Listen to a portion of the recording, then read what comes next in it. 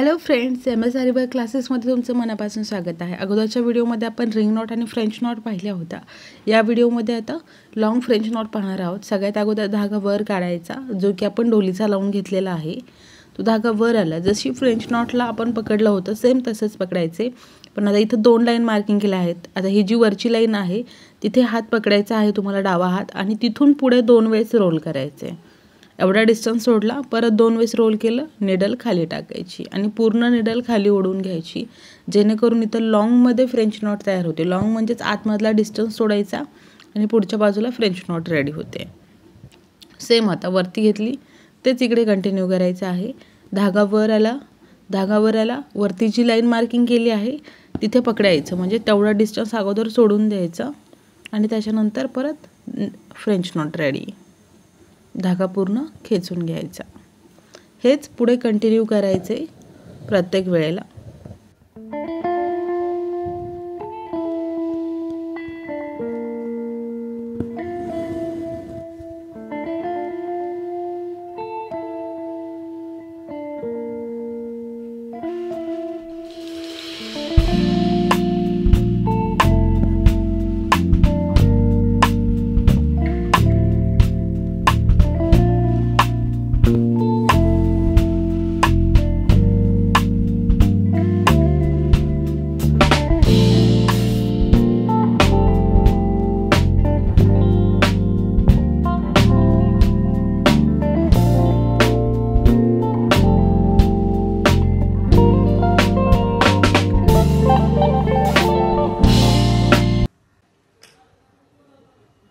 या पद्धतीने इथं आता फ्रेंच नॉट रेडी झाले आहेत. फ्रेंच नॉट झाल्याच्यानंतर आपण पाहणार आहोत रोज फ्लावर.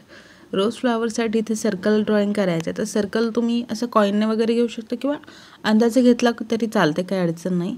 इथं 1 रुपीजचा कॉईन घेतला आहे, त्याने सर्कल मार्किंग करून घ्यायचं आहे. सर्कल मार्किंग झाला, व्यवस्थित करून घ्या. या सर्कलमध्ये जेवढं आपलं सर्कल आहे तेवढं फ्लावर होणार. जेवढी फ्लावरची साईज हवी तेवढा सर्कल घ्यायचा. ओके.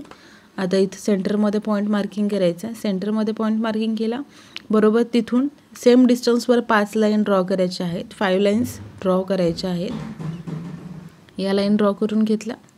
ठीक आहे. जसे तुम्ही आता लाईन ड्रॉ करून घेतले आहे सेम तसाच हा जो धागा लावून घेतलेला आहे आपण डोलीचा, तो इथे स्टिचेस घ्यायचे. तर एका बाजूने लाईनच्या वर आला धागा, तो आतमध्ये टाकायचा या सेंटरमध्ये ॲड करायचा. असेच 5 टाके घ्यायचे आहेत कंटिन्यू. इथे खाली टाकला, परत बाहेरच्या साईडनं लाईनवर काढायचा, परत आतमध्ये टाकायचा. हे कंटिन्यू करायचं.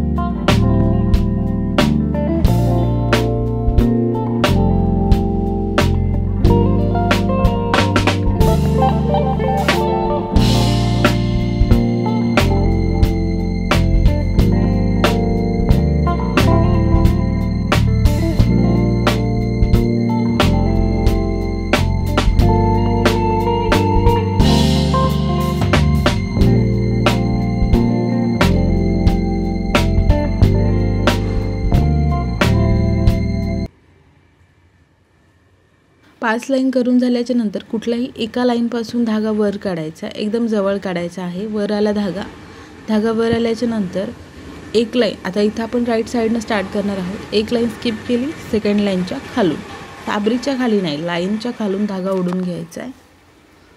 एक वेळ घेतला, सेम तेच. आता परत अजून एक लाईन स्किप करायची, एका लाईनच्या खालून घ्यायचं. हे कंटिन्यू करायचं. एक line at a time skip करायची, एका टायमिंगला एक लाईन स्किप करायची. इथे देखील एक लाईन स्किप केली. आता हेच पुढे हा राऊंड कंप्लीट होईपर्यंत कंटिन्यू करायचं आहे.